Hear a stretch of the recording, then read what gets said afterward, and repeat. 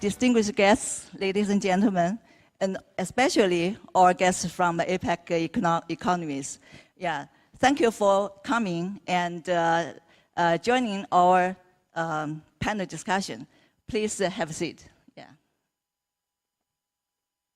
Yeah, as our CM just mentioned that the first panel for this morning is the Silicon Valley's perspectives on Taiwan's startup economy.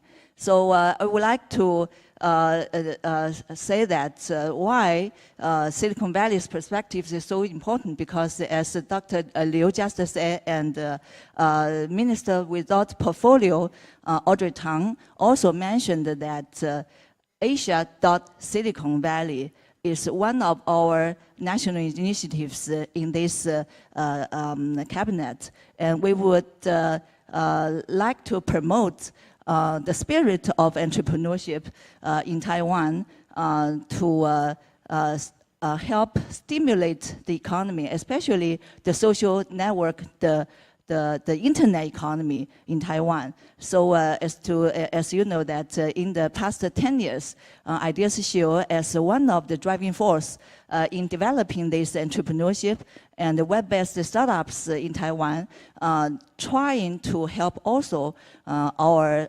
youngsters to explore overseas market.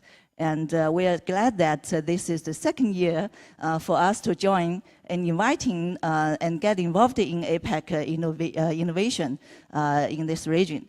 So first of all, I'd like to introduce our distinguished guests and panelists, because we would be very proud to share with you that it's our honor to invite all of our 5 panelists who are the giant and who are the visionary guys in their respective areas. First of all, Mr.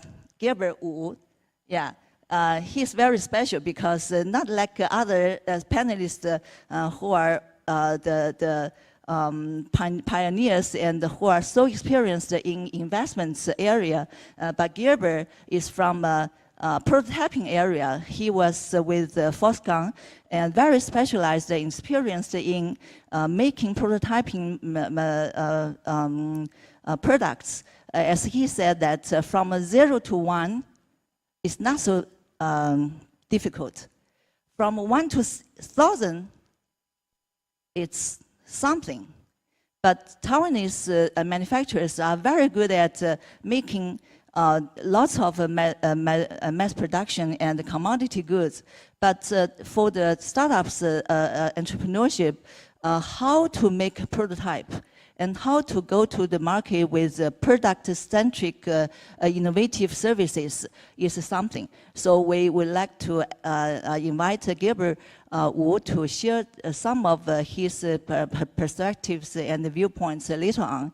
And our second distinguished panelist is David Wen, who is the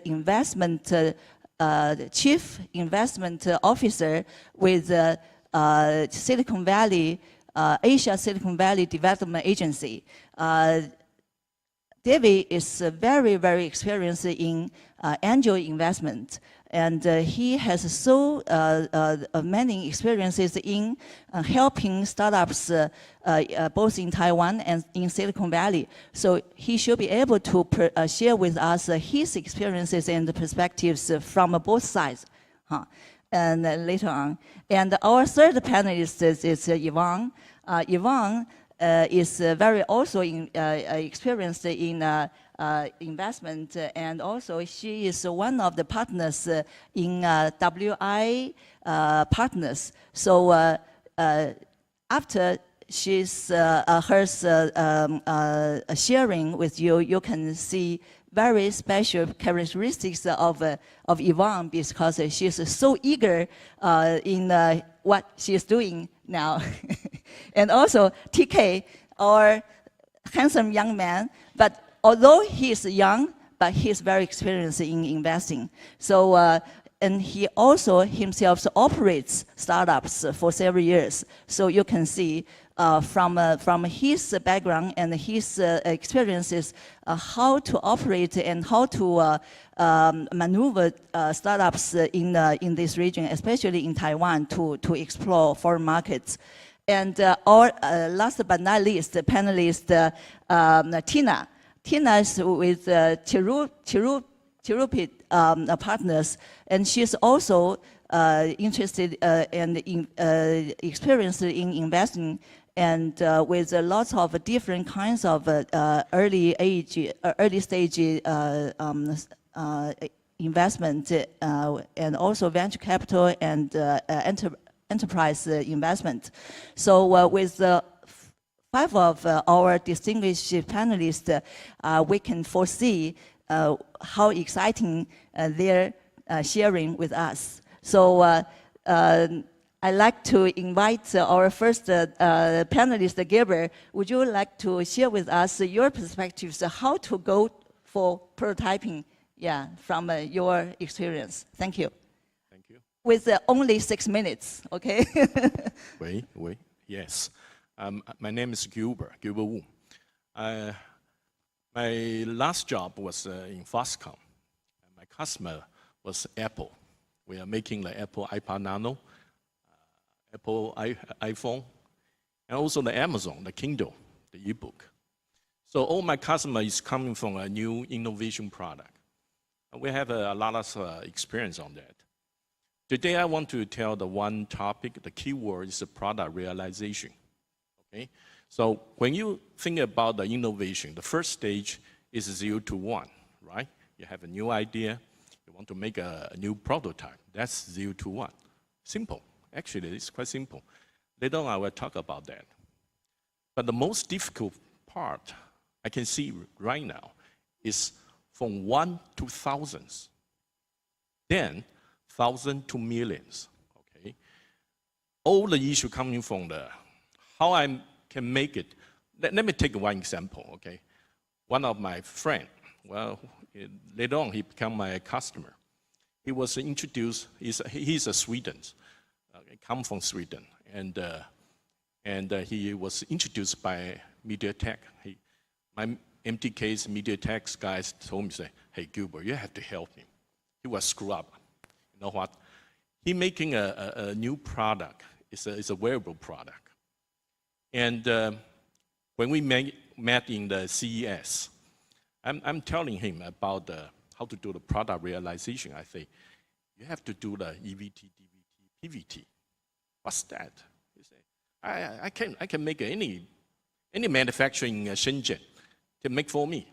Doesn't matter, no problem, because he got $100,000 from the Kickstarter. He raised some crowdfunding. I have money. I can make it easy. I just ship 3,000 pieces out. Done. Okay. I say, okay, no problem. You do that. And it was January in the CES Las Vegas. Later on, April, he come back to me. He said, Gilbert, everything you told me happened. It happened. I screwed up. I spent all my money in a one Shenzhen manufacturer. Because he told me, no problem, this no problem, that no problem. Then everything become a problem. Nothing happened. Then I say, okay, how can I help you? I have no money. I say, if you don't have money, I cannot help you. So he go back. Since he already have some order, he has to fulfill that order. So he go back and raise another funding. Well, good luck for him. He raised another $1 million. Well, very good. And he come back. He say, I do whatever you told me to do. So we spent another 8 months to make the product realize. Now he is shipping. I have another 4 or 5 cases, exactly same as this one. All these guys, the first idea they're thinking is, let's go to the Shenzhen. Okay? Then what's happened? After 4 months, 1 year, spent all the money, nothing happened. The issue, why that happened? Because all these manufacturers in Shenzhen is a knockoff. They have no idea about the product realization. Let me take one example. just before I came here, there's an American Chinese came to me. He said, hey, I have a very good product. I look at that. There's a battery. I say, how many pieces you ship? I already ship 1,000. I say, you have a battery. Do you know do you got the approval? What's the approval? I say, when you ship this product by air, the airplane, they need a certificate. Because you know the Samsung, the battery, explode, right? So, what's that? Oh, I say, you don't have that? You know, if you be caught, you will be blacklisted by the American government. Your company done. You are permanently blacklisted because the battery will explode, right? So all these things you need a really good hand, experienced guy to handle that. So the second key word is accelerator. So actually, the accelerator should do this. Should help this young guy because they have no idea. They need the training in the product realization. Once they can ship out the 1,000, 3,000, whatever, later on they can raise more money. Then you can go to the mass production. That's the problem. That's the thing I have to look at. So, thank you. Let me. Okay, I'm glad to be here, and it's my honor to meet you today. I think it's an exciting time. I've been in Silicon Valley for 36 years, and I have been through so many startups. Most of it failed, I have to admit. But I invest over 80 companies for the past 20 years. I've been through HP and Cisco system, and I have been doing angel investment for about 20 years. And I see an exciting moment in Taiwan, and I see so many talented people. So people ask me, what Taiwan's advantage or what's the opportunity that Taiwan has.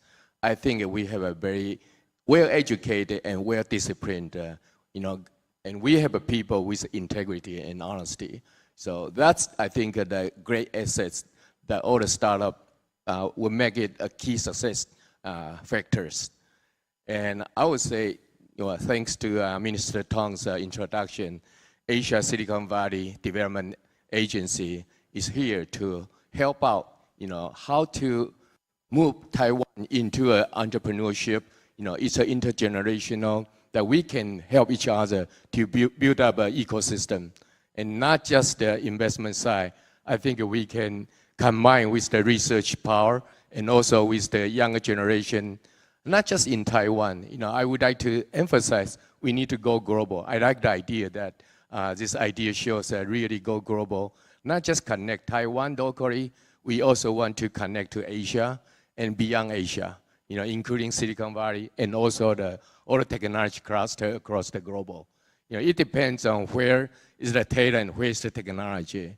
And I think we do have a challenge in the past for a few years that I've been observed in Taiwan's startup community.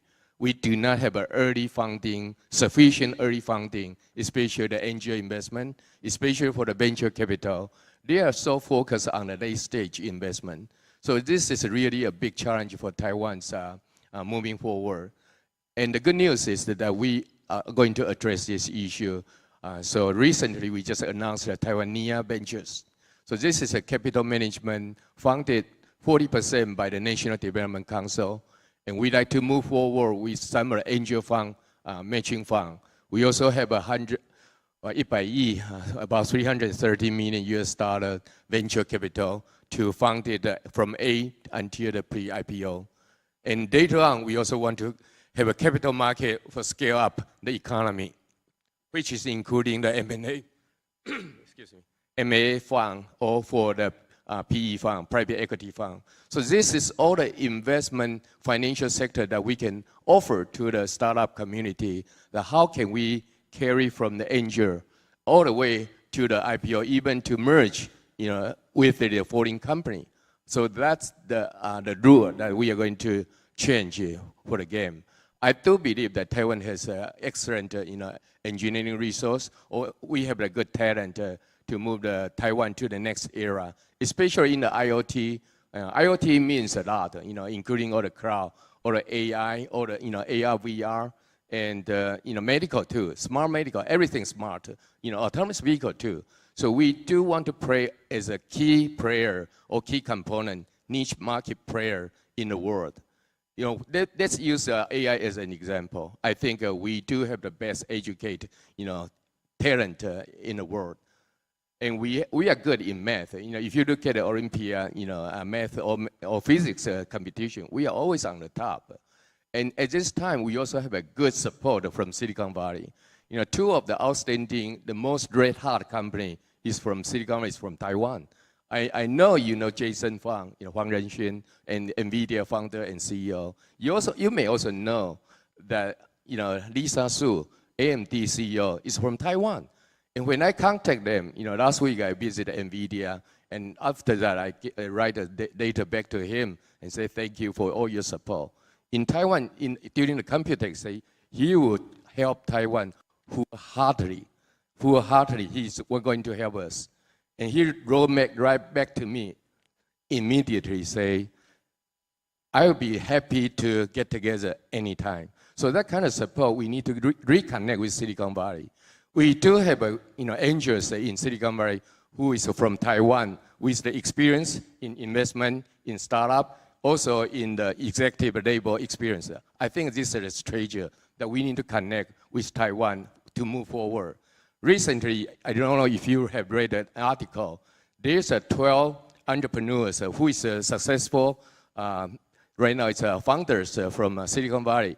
Their age is between 30 and 40.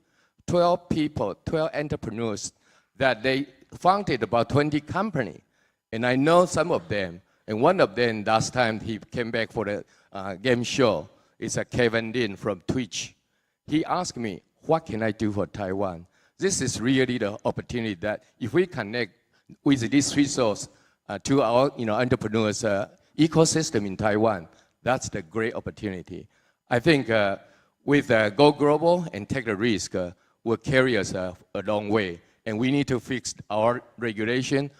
We need to work with the private sector to change a lot of restrictions that we cannot do, including in fintech, including in so many areas. We need to have an incentive. We need to cut a tax for our startup funding teams. And with those, I think Taiwan will take off again.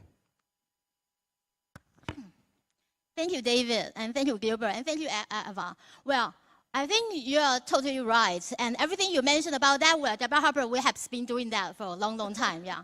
Well, actually, let me introduce W. Harper firstly, and then I will introduce myself later. Yeah, well, actually, W. Harper was founded in 1993 by our chairman, founder, Mr. Peter Liu. I'm sure that most of you have heard of him. We call him 创投教父. He said, no, Yvonne, don't call me 教父, don't call me godfather. I'm the pioneer in venture capital firm. So he started his venture capital career with Lipu Chen of Water International, and then he started the W. Harper with a focus in the early stage investment in the Greater China and the Silicon Valley area. And we are specialized in the TMT and healthcare, the two sectors. Therefore, we have been experienced. Also, with the government's how do I say, the vision? Well, actually, we have been doing that for a long, long time. So with that, so I think Taiwan government is also, also supports us very much. So it's one of our, I think it's one of our largest shareholder in our Fund 8. So totally, we managed over $1 billion asset all over the Greater China and the US in the Silicon Valley. In short, I think because we have been long-term focused in, the early stage investment. So we have been very experienced, and then we also have a lot of connections, and then we can contribute, to the local community, and we are very willing to help on that as well. Yeah. Take example. For the past year, we have been, well, maybe this is sensitive or confidential, but we have been investing more than like 10 or 15 startups. In the from C stage to Series B, Series A, Pre-A. Startups here, and most of them. I would say the majority of those startups we invested, most of their business are not in Taiwan. maybe, for example, in Japan or in Russia or in the States, some of them are with a focus in China. But this is great because you know what? Even the media, even a lot of people say, "Oh, Taiwan is going down. Taiwan with no hope." But you know what? We have seen a lot of aggressive, energetic, experienced entrepreneurs. They are willing to take risk. They are willing to go global, to go abroad, even to the St. Petersburg. Wow, where is St. Petersburg? I've never been there. I think it's 共产党国家嘛. Is there the communities? Wow, is it okay? Is there any I think it was the only time that I think it will. I won't take even I'm being very close focusing in the early stage investment. I'm willing to take risk, but you know what?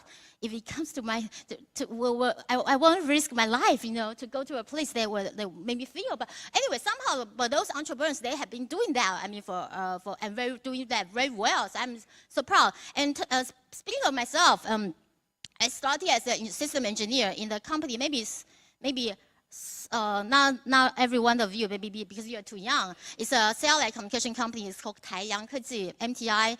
And as a system engineer, and I transferred to PM, and then they sent me to the Silicon Valley long time ago to take care of our major account. It's infrastructure. It's a microwave.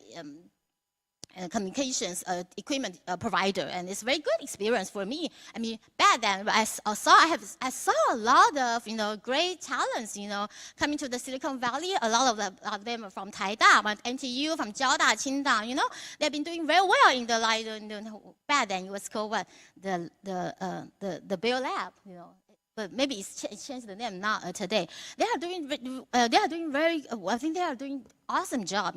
And some of them came back to Taiwan, and I think it's part of how we have such a great how do I say, the 矽谷科学园区, because it's a combination of 资金技术人才, so capital, talent, and also I think the technology is a good combination of the three. So that makes Taiwan a good, I think a very important, a key part to the Silicon Valley, because we make things happen. Just echo to Gilbert said, yeah. Without Taiwan, I don't think there will be iPhone. You cannot have iPhone. You cannot have even a video, the TV set.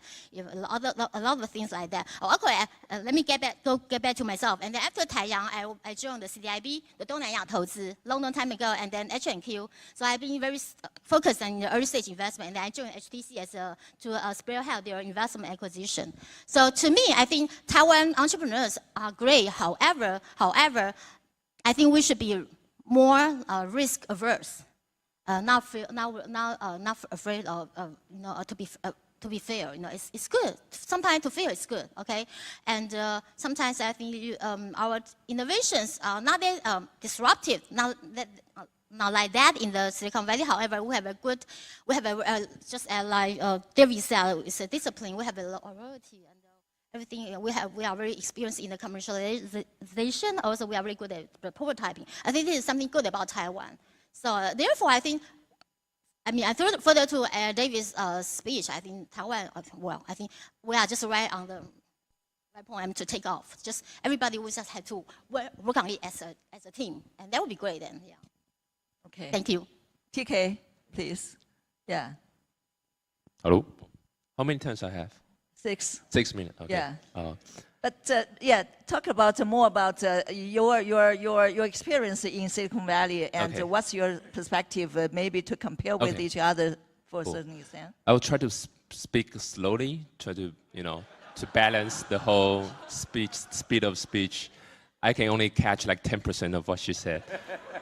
Too fast. So my name is TK. My company is a Silicon Valley VC firm. We're based in Palo Alto. We do early stage investment, so range from Series Seed to Series A. So our average check size will be about 500K. So if you are within that range and you want to do global business, tech, mobile, this kind of stuff, definitely talk to me. Actually, I think 3 of us are also doing kind of within the same range. So today's thing is about Silicon Valley perspective of Taiwan startup ecosystem. So I would like to share some learning I have working with the Silicon Valley VC firm. So in order to establish a healthy ecosystem, I think there are probably 3 key elements. First one is startups. And I think startups are the foundation of the whole ecosystem. So without startups, there's no point to have VC. So startup. Anyone's doing startup here? Raise your hand. Anyone doing startups? That's awesome.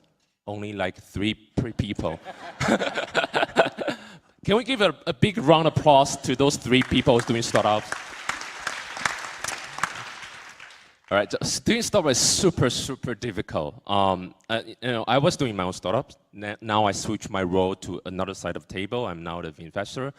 I feel like, when I was doing my startup, I was always telling people, VC is such an easy job. VC just drinking coffee and talking bullshit, something like that.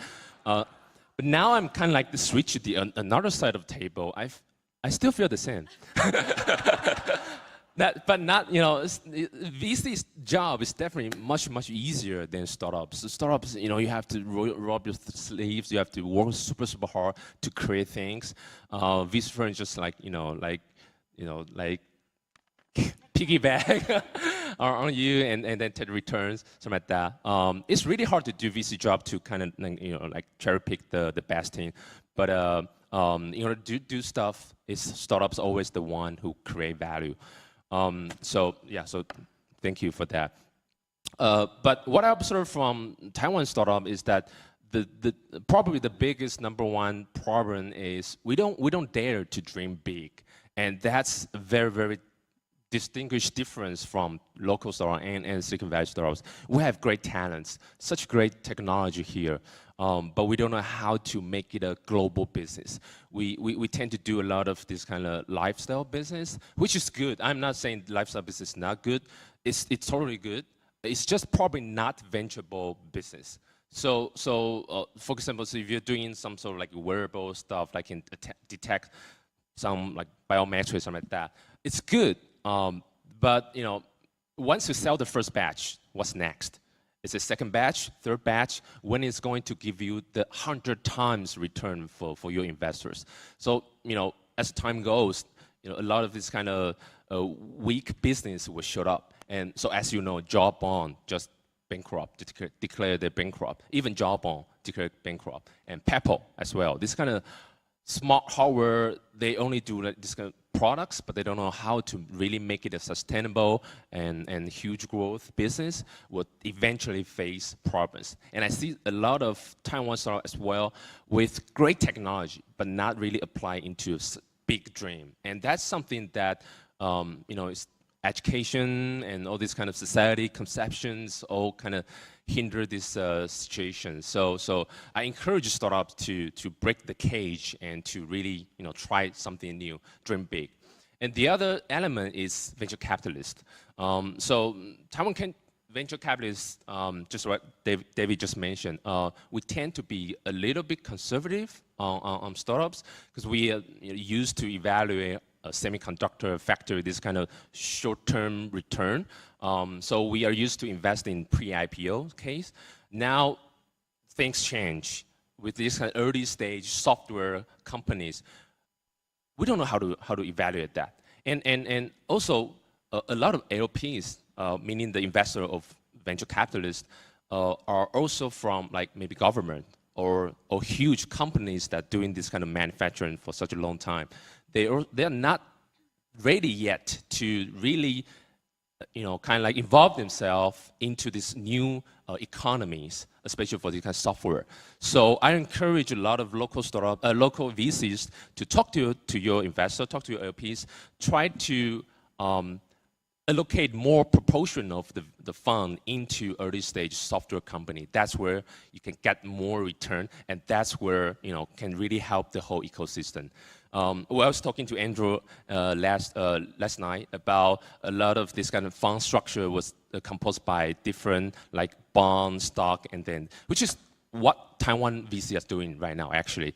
That is very good, but I would encourage everyone to increase that proportion for early stage investment. The last element is the corporate. We don't have liquidity in Taiwan, so a lot of VC don't really want to invest too much in Taiwan startups because, you know, IPO market is such a small market.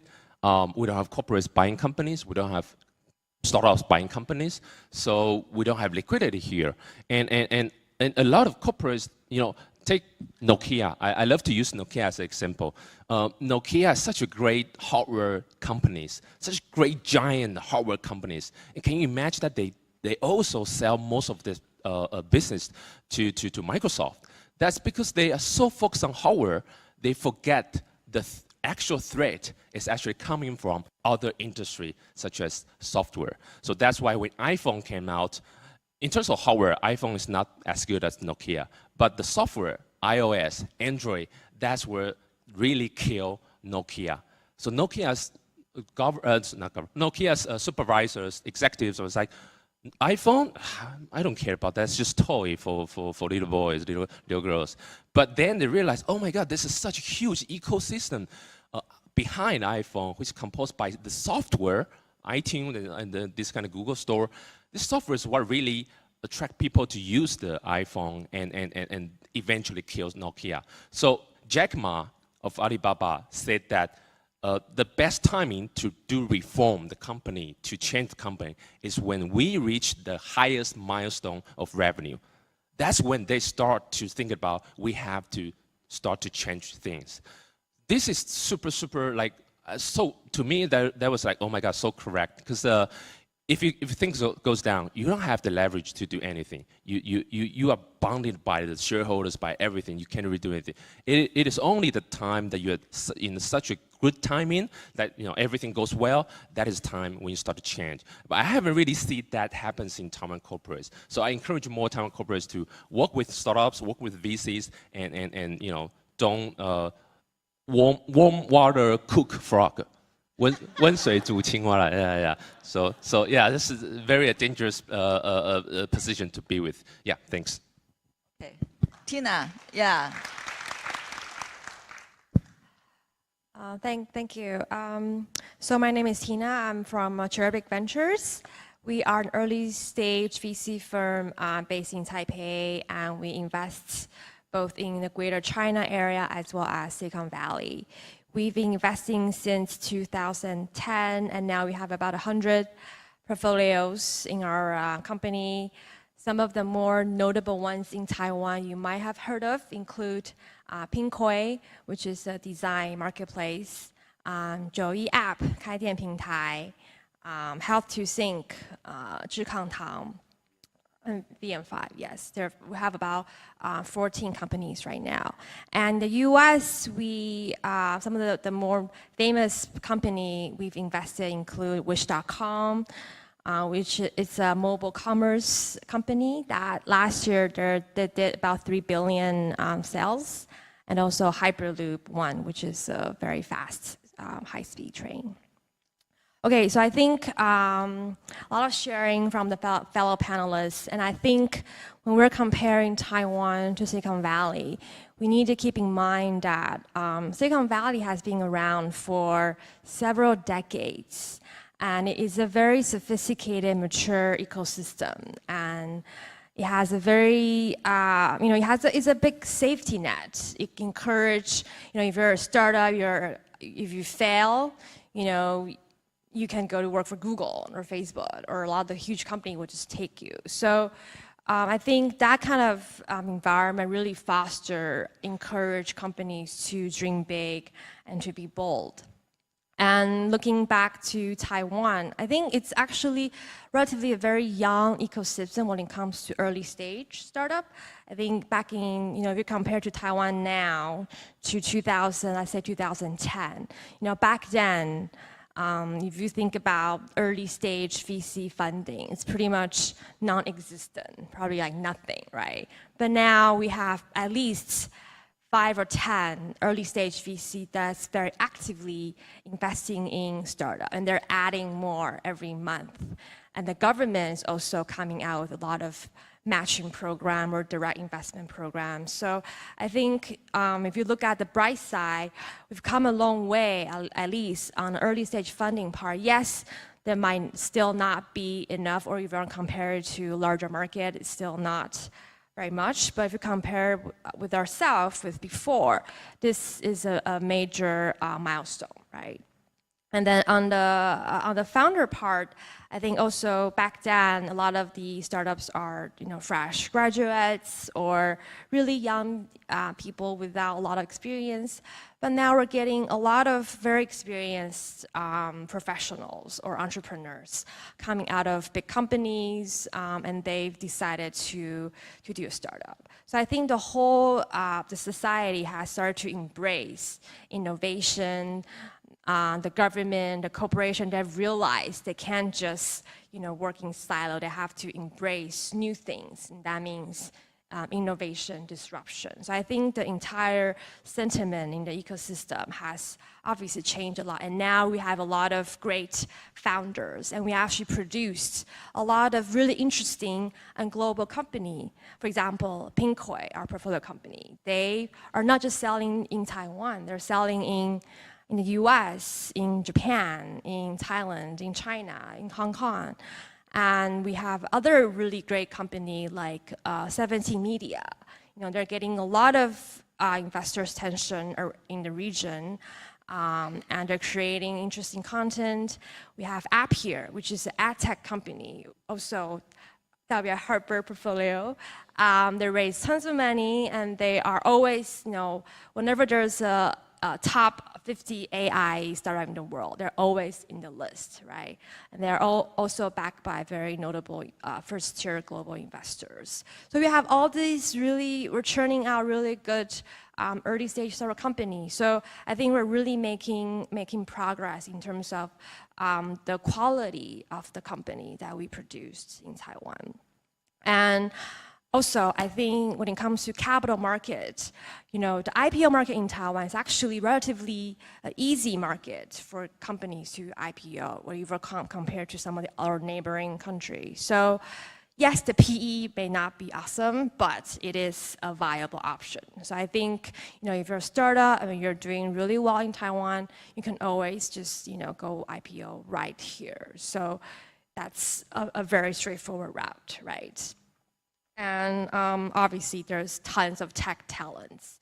I think when we look at Southeast Asia, Taiwan has some of the best tech talent, which are also affordable and has great work ethics and very loyal. And these are really hard to come by.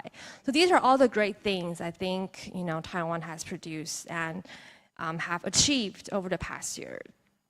And obviously, there's areas for improvement. I think some of the challenges we've talked about, one of it, I think the major challenge right now is still a lack of exits and successful story, both from an investment perspective as well as from just purely, company perspective. I think, all of this company I just mentioned is awesome, but they are still private. They're not, public yet. So I think as soon as we have a great company that can produce great exits for investors, and also can become a really successful company that bring attention to bring Taiwan, to the map, serve as a marketing purpose. I think that will really help to put Taiwan on the radar for a lot of the regional or global investor or company or talent. I think currently there's already happening. I mean, I know a group of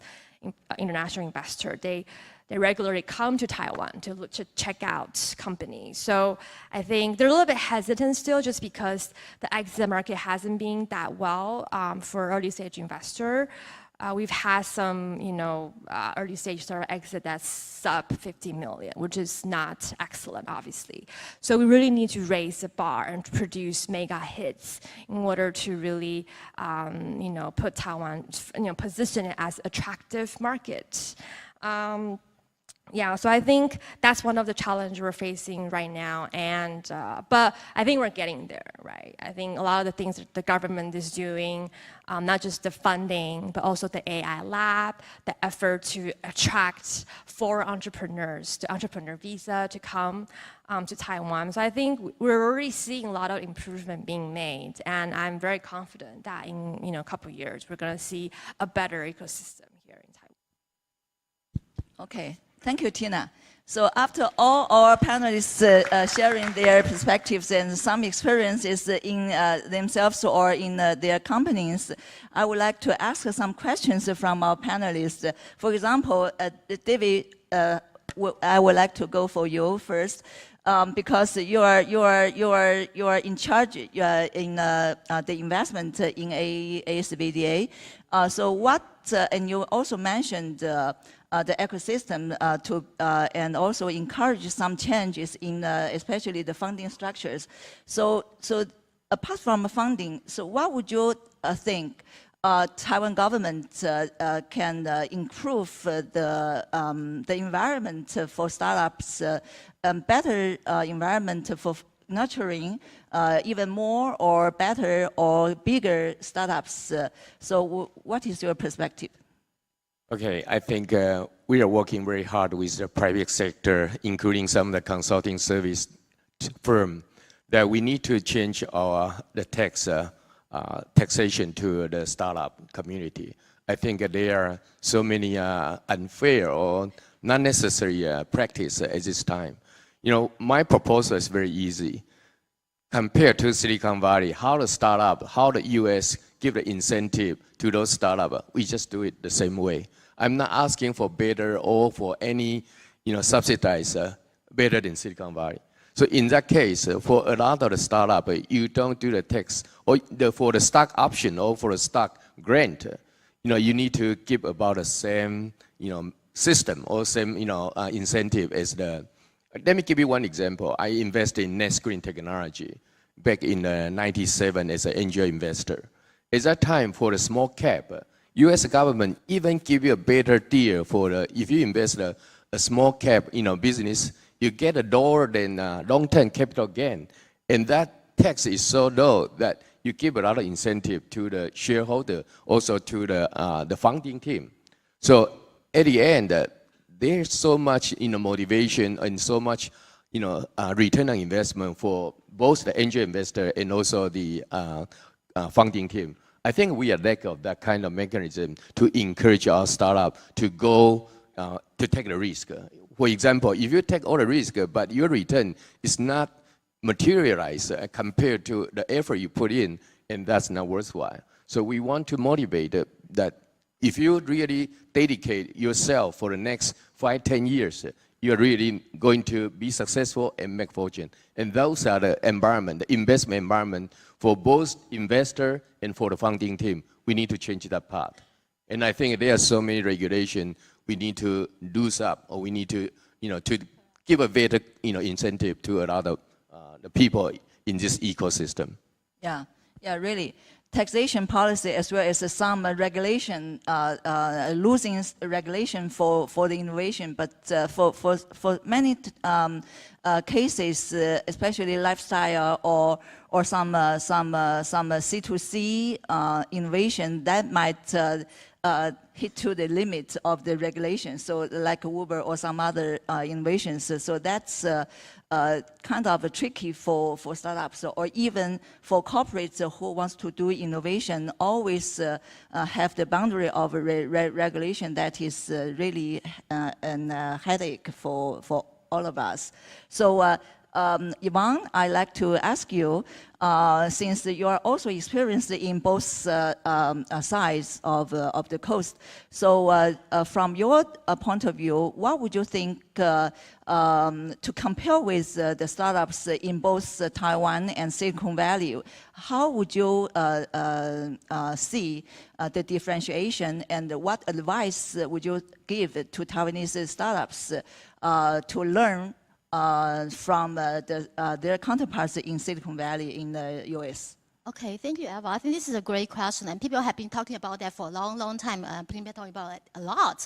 I think people will all know about that. And well, I think to me, because I used to work there, and I started my VC career in CIB. We made investment in the Silicon Valley, also in the States, and also in the Greater China. So I think that the major difference, well, are like First of all, I mean these innovations. I think this is because of our culture, our education. We've been received like Confucianism education for a long time. I mean, 儒家思想. So people tend to be, people tend to be more conservative, and people tend to how do I say that? Pay more respect to seniors. If your boss, your parents say, "Oh, this 100 is 100." 200 is 200. However, 1,000 is 3,000, whatever like that. And you say, oh, really? It's 2,000 is 3,000? It doesn't make sense. But you are not willing to say why. You are not even ask why. No, you say, oh, okay, I will take it. Why? No, why? Well, to me, okay. So therefore, one thing. I think those startups, those entrepreneurs in the Silicon Valley, they tend to be more like risk averse, and plus they are their innovation is more disruptive. I don't know why, but there are two major the differences here I would say that in Taiwan, because China, I will regard China, as different, even we speak almost the same language, Mandarin, but no, they are culture-wise, I think we are totally different. So Taiwan people, though even I'm so proud, we are so proud that I'm a Taiwanese, here. A Chinese here in Taiwan, whatever you call it, you say it, you name it.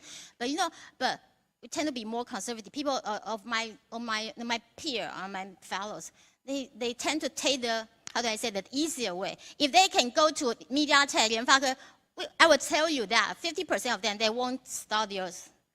Their venture. Because you know why? Because my parents said, oh, if you go to MediaTek and in 3 years, then you can get married, and maybe in 5 years, and then we can have a grandson. So you just do like that. You don't take risk, because you know what? Well, who knows that? 共匪会被打过来, the something like that. How do you know? Because we have the, I think. In our parent, and for our parent, our grandparent, I think maybe they were under the war, the flood, so they tend to choose more, easy. I don't say easier way, but just more than feel more. How would I say that, the anxious, the secure, the sense of security is different. Is totally different. Yet, the war, the time wastes no man. If you don't test risk now, in 10 years, you don't know where you will be, because plus, what the information technology makes everything change. 30 years ago, 40 years ago, my dad used to work for Taidian, high power. Well, I look at him, how did he work? He had meeting with his colleagues, and then he just, and maybe around like 11, he started to read newspaper. And then around noon, then started to wait for his lunch, and then take a nap after lunch. And that's something like that. But I didn't mean that it's not good. But here people know I don't take nap at all, because there are too many things for me, and there are too many information for me to take. There are so many things to. Things have changed a lot. We are in the Japan 射击时代. Japan. Everything's so changed so fast. If you just act like that, maybe in 1 week, in 2 weeks, you are nothing. You're outdated. So I would give the entrepreneurs here one word: choose back. It's a Israeli language. It's choose, CHUTZ. What does it mean? 不畏强权，勇于挑战. You're willing to challenge. Even to your boss. But definitely you have to do that. Ask question politely. But if you take the choose path in your life will be a lot more different. Plus, I think go global is something that we must do. Taiwan is such a small island. It's great. However, we just have only 23 million people here. The outside Taiwan is much bigger. I would encourage entrepreneurs, please, think globally, and to learn some compassion. If you do business for example, like in France, please, just when you're in Rome, do or spin or even think as Rome do, okay? If you would like to expand your business in Mexico, please just go. Live there for 1 month and look what they need. Look what they think, how they think, you know, and you'll be very different, you know. It's just like what I shared with people last year, 孙子兵法, you know. This is how, it's very important, you know. So, yeah, just in conclusion, I think, please, choose pet, choose pet, choose pet. If you can, if I can write it on my Facebook so people will know, okay? So it's slow enough, right? Okay. Thank you. Thank you, Yvonne, for your advices for the young entrepreneur. And another question we would like to go for Gilbert. You just mentioned that the prototyping is so important for product-centric innovation, right? So the web-based startups are not just for purely software development, but the product development and design is one of our strengths in Taiwan. So how would you think possibly to speed up the realization process for young entrepreneurs to go for the market, not just the product, but also the software, the services? Yeah. Before I go into this topic, just echo to the Yvonne saying. I remember when we do the first product for the Amazon Kindle, you know, inside the Foxconn, everybody's laughing, just like when the first time we do the iPhone. You know, all the other division, when we show the iPhone to them, the motor guy, the Nokia guy is laughing. They say, it's not a phone, no keypad. If this one sell, I give my head to. So this is just like a Kindle. And I still remember when we want to do the Kindle, and our big boss, the challenger, said, what's that? An e-commerce company want to do this? What's that? You know, and he even want to cancel this project. And in the last, the business head and give his badge. He said, if you don't let me to do that, we quit. Then we keep that project. Now you see over 10 million units of the Kindle. So let's come back to your question. Actually, it's related. Because when you do the product, just like when we do the Kindle, we do the iPhone, you can never imagine the difficulties that we are facing. At that time, what's the iPhone? It's no keypad. Well, it's about time. I can release some information. And at that time, you know, before the product shipping, the cell phone still not working. You know, all this kind of thing. So we learn a lot of things from doing the prototype. So how do you do the prototype? Okay, first thing, try to learn and first, of course, you have to understand all the product development. Like EVT, DVT, and PVT. This first thing, it must have that kind of concept. Let me take an example. One guy doing the drone, you know, the drone, okay? And the first time he come to me, and actually, one of the guy, the RD guy, is come from Nokia. You know what they are doing? They're making the markup first, making the mold first.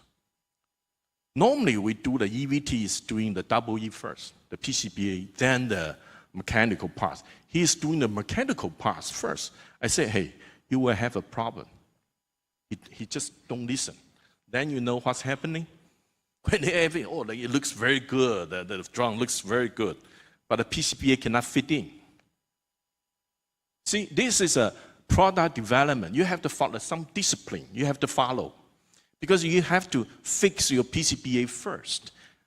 Everything fixed, and you know the thickness, the height, and then how big it is, and the I/O port where it is.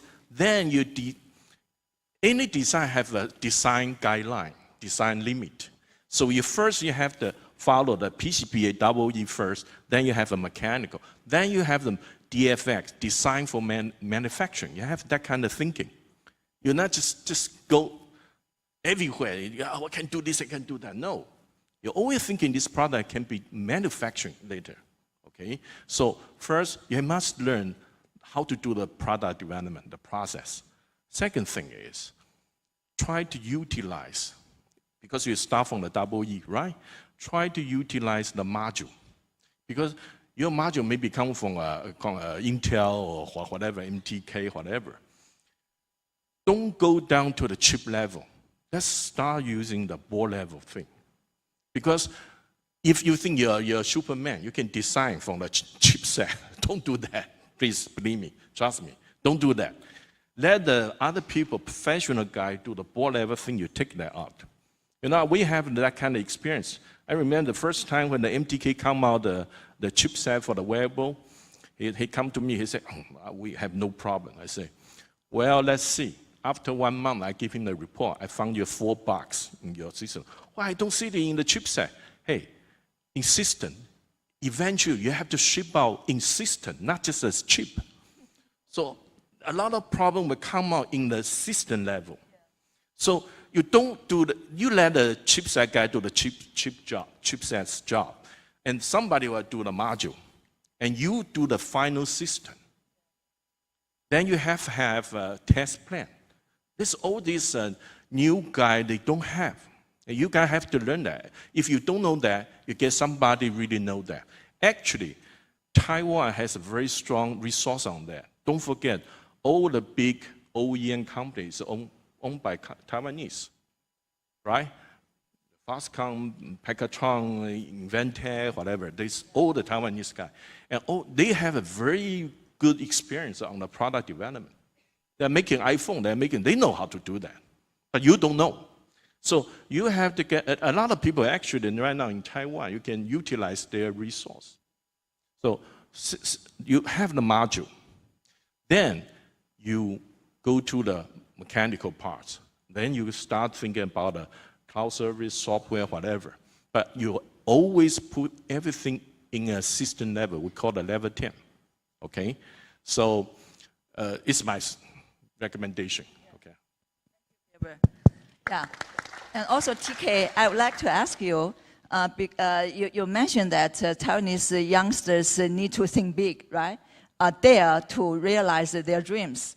But as far as the ecosystem is concerned, how would you think we can make the whole ecosystem in Taiwan more stronger than before, so that with all the support of stakeholders in the ecosystem, the startups or some specific roles in the ecosystem can really grow together. So what would you think?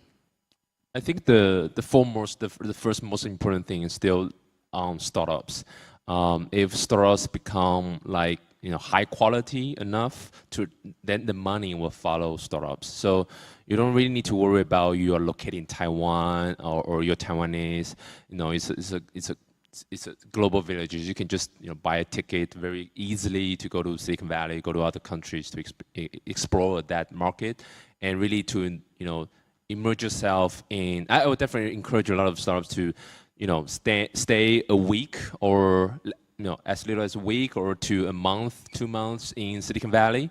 Try to just to feel the vibe, feel that how people are doing business there, how VCs are investing in startups there. Even though you're not doing Silicon Valley, even though you're not doing United States market, that's fine. I still encourage you to spend some time in Silicon Valley to just experience how people do things there. And once you have those sort of mentality, then you realize that things doesn't really. You probably don't need to do things at the original plan as you used to do. There are a lot of different options and also different ways to do startups, not just one way. So for example, if you fundraise in Taiwan, mainly in Taiwan, you will face a lot of VC firms that are doing common shares, right? But in States, we don't do common shares investment. It's always preferred shares. So that's sort of pretty different stuff. And then you realize that, so why you do preferred share? Because there's more protection for investors. Therefore, you can issue less shares to the investors to protect your ownership, something like that. So it's kind of like very mature industry in Silicon Valley, and I encourage everyone to sort of utilize that. And the other thing is that I want to echo what Yvonne just said. How to say that? The Israeli phrase? Choose path. Yeah. Yeah, whatever she said, yeah. That, yeah, so it's also very important. Try to challenge everything, and I feel that there's a huge information gap between VC and startups. Startups are, when startups are talking to VCs, it feels like you are begging money, but no, it's actually the opposite. VC are begging you to allow us to invest in you, so we can get the return when you IPO, when you success.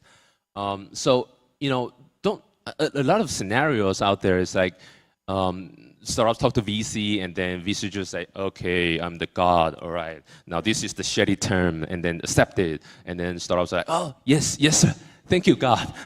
So it's totally wrong. And even when startups get abused by evil investors, you just keep quiet and you don't share the information. So I think that's bad for the ecosystem. I definitely want to see more startups stand up and challenge VC and fight for your right. And then if you unfortunate enough to encounter some evil VC, tell everyone. Expose that VC. Tell everyone, hey, this is a bad VC here.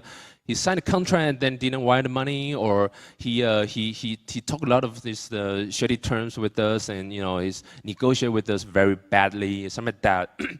Just share that information, and also that part, and also share your story, share your idea, share it with everyone what you're facing when you're doing startups. So a lot of startups out there, you don't want to share things. You just want to share your milestones. That's all you share. That's you pitch on the idea show and take photos on idea show. Yeah, I'm doing idea show. That's it. No, people don't care about that. We want to see more startups to share what obstacles that you have. What's your growth rate? What's your experience when you talk to enterprise customers, if you're doing SaaS service? Share that and to allow more startups to learn from you. And if you share your problem, surprisingly, you will find that more people will, more people contribute their solution to you, contribute their learning to you, and then you learn from each other, and then sort of like bring up the whole ecosystem. I see that happens a lot in Silicon Valley. People sharing, people this is my startup story. I failed this. I stumbled there. I met with these customers, and that's the reason they say no, something like that. And then people start to jump in and say, "Oh, I feel I have the same experience, and this is how we solve this problem." Blah blah blah blah. And then I love to see that happen. I think that's definitely essential to build up a healthy ecosystem. So challenge everyone, challenge everything, and then share more. I think that's what we can do immediately to improve the ecosystem. Okay, thank you, TK. Yeah, you mentioned that the atmosphere in Silicon Valley is very energetic, very experience sharing, and so that is the part of the culture, right, for entrepreneurship. That is the most precious thing, I would think, in Silicon Valley for youngsters to start their business. But for Tina, I would like to ask you, because you, not just yourself, but your partners in Cherubic Ventures have invested so many different cases. So how would you think Taiwanese startups or any startups who can learn from each other, as TK just said, but what are the exact cases you would like to, you can share with us, something very special that any startups can learn from? What is your experience in that? I think, comparing again, Taiwanese founders and some of the founders we've encountered in other areas such as US or Greater China, I think I agree some of the comments that other panelists have shared, that founders shared are a little bit more conservative. They're usually not as disruptive, or they're usually just do what they're told to do. And I think, Taiwan founders are really good at building a great product. But I think now it's becoming what's becoming more important is actually how do you tell a good story and how do you do marketing. So just having a product is no longer enough. It used to be I have a great product, I can just sell it to the world. But now there's too many products and services in this world, right, than we need. So how do you get your product or solution in front of the customer? And how do you tell a very compelling story? I found that founders in the US are usually better at doing that. Sometimes they actually have a less superior product, but because they're so good at marketing and they're so good at storytelling, convincing people about their vision, and as a result, they might have a greater success. So I think, founders in Taiwan, yes, it's great. You mastered the skill of product building, but now you need to kind of expand your skill sets. Getting customer marketing is actually very important. And another thing is, I think we often, tell people to, hey, do a startup. But actually, I think we should tell them, hey, build a business. The difference is, when you're building, startup sounds very cool. I can do whatever I want, But then when you're building a business, then it's not just about you. There's other parties involved. Because I think nowadays, a lot of the new technology that are coming out, like, blockchain, AI, it's not just about perfecting your own technology, but it's about working with other people. And they could be cross-functional, it could be cross-industry, they could be in different companies. How are you going to convince other people to work with you, to build a solution together, right? A lot of people here, they're just building, I have a blockchain, but then so what, right? No one wants to work with you. So I think that, again, comes back to a lot of the soft skill, communication skills, and how do you work with other people? How do you come up with a deal that benefits all parties, so they think, this is a great opportunity, I want to work with you. So I think, founders here need to learn more about how do I do business? How do I tell a good story? How do I get people to notice me and not just focusing 100% on, I need to add one more feature on this product, right? So I think that's something I think founders here really need to learn. Okay, thank you. Very good advices for startups. As I really agree to what just Tina and the other panelists share with us. From my own experiences, I was from a textiles and fashion industry. And I always thought that Taiwanese people kind of lack of the skill for merchandising or marketing, because we tend to look at technology, techniques, and some other mechanism things, but lack of getting professional training for marketing, for merchandising, for business development, for value proposition, for sharing their value, sharing their perspectives. That's what we lack from my personal point of view. So for the last several minutes left, I would like to go for each panelist. What from your experience or your background, you would like to make some take-home message to our audience, not just startups, but some ventures also, because they are all in this ecosystem, or maybe enterprises who are innovating, who are investing innovations. So what would you like to give us the take-home message from your background, from your experiences? Gabriel first, please. Yeah. Well, I'm not really an entrepreneur. Try to be. Well, I just invest one small company to that. And let me give you one example, the real case. You guys know the Andrew Wear, the Google Watch, That project actually is made in Foxconn 5 years ago. We do that. We handle that project. And then at that moment, there's a company called the Wing Lab. Actually, the project was owned by a Wing Lab. Okay, it's a startup company. But the guy the team actually is from Apple. From Apple. A lot of you guys know in Silicon Valley, a lot of Apple guys are there. And one of the guys, I know him very well because he already started up 3 companies after he left Apple. Every time he come to our Foxconn, I say, oh God, Mike, you're here again. I mean, almost every year, he always has some new startup. And when he brought in this project, we look at Jesus. It's like in the cloud. I mean, just imagine 5 years ago, okay? The CPU power is so high, the battery and all these things is all difficult. Just like when we do the iPhone, all these things. But when I look at his PPT, he thinks very thoroughly all the scenario, application scenario, all the scenario. He thinks very detailed. He's giving a lot of detail. Not just, okay, I want to do that. No, he's giving every detail, every scenario.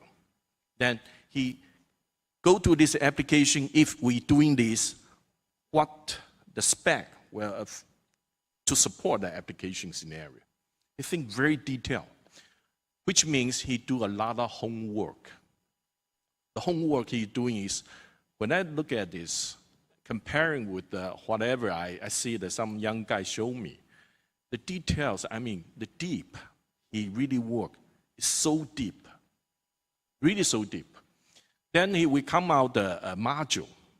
It's just a module, not an Android web. It's just a module, and he sell to the development guy. We sold like 2,000 or 3,000, I forgot. But then who look at that? Andy Rubin. Andy Rubin look at, oh, that's good. That when he asks all these questions, they have all the answer. So they sold that company. He make a big fortune on that. So I just take this as an example. So even you are you're a new guy, you're an innovator, but you have to think detail, not just idea. Idea don't make money. It's all the detail from the cloud to the ground, make it happening in the ground. And even it's just a prototype. You have to make it look like a real product. And when somebody asks you all the detail, you have to answer all the detail, even you don't have it right now, because you already think through all the things. That's the what I see here. So even when I do some investment in my company, I say, don't hurry about the raising fund. No, I say you think about your product. If you make a product, can you sell it? Show me your first customer who buy your product. If somebody pay the money to you, which means your product can be sold, right? So when you have the customer, then you think, maybe I can have more customers. I don't just have only one. Okay? Then you think all the market, and maybe you have the market segment, whatever. That's your strategy. But don't just think. You have to go into all the detail. All the detail is your last mile to the success. Okay? Yeah. Thank you. Very good advice. Very good reminding, right? For special features, go in details, make it realized. Very good. And David, what would you give us? Home? Okay. Yeah, the take home. The take-home message, yeah. I believe Silicon Valley's success is really based on an angel spirit. The angel spirit means when you had a resource, you had money, you have experience, you have connection, the network, you really want to help out all these entrepreneurs or startup founding team to be successful. I think that's probably one of the key that I observe from Silicon Valley. And this time when I'm doing all the fundraising for the National Investment Venture Capital, I talked to quite a few successful enterprise founders. And tell you what, they told me This is our social responsibility. I think Taiwan is moving in the right direction, and we want to be part of it. I think this is the right spirit. When you make money from this society, you want to give back to the community. And you really want to see more successful entrepreneurs, like a younger generation, be successful. And if you are a parent, I'll encourage you, encourage your child, your children to be risk-taking. You know, one time, actually one of the founder from Mobago, the professor's daughter, and the parents are so nervous about, you know, my daughter graduated from Stanford, and she really wants to do a startup. Is that a too risk? Is she make the wrong decision? You know, she can take a very good, you know, job offer from NVIDIA. Why she still want to do, you know, the startup? And I tell the parents, that's the right decision. You know, she has the dream, and we need to help her to fulfill her dream. And I think it takes the village to raise a child. And that's what we all need to be part of it, and building an environment which is very supportive, which is really willing to see other people be successful and make an impact on this society. I think you can expand your sphere of influence for this country. I think we need to build up that kind of entrepreneurship and angel spirit. And I hope that becomes as a culture in Taiwan. Okay, thank you, David. Yeah, angel spirit, right? Okay, how about Yvonne? Long time ago, after my graduation, my parents asked me to go to Taidian, Taipower, because they already arranged a position for me. Said, Yvonne, this is the best, okay? Somehow, you know, I chose another way, a different way. I decided to become a system engineer at a satellite communication company. That was so hard, you know. It took me a long time to receive people's respect, you know, because I look very young. Yeah, I think this is great, a great thing. Yeah, this is my. Well, anyway, I'm lucky, but somehow I never regret. Okay, so just like TK's echo, yeah. Choose bad. Israel, really people that choose bad. Please don't be afraid to challenge. Ask yourself, yeah. Sometimes if this is right, that is right. Okay, that is truth. So choose bad. I mean that one word for everybody. I mean. Not just for the entrepreneur, choose back. Yeah. And then just don't be afraid to fail. And also, I think teamwork is very important. Sometimes open-minded to your colleague. Maybe it's to your enemies. I don't know, but open-minded, 打群架, teamwork is very important.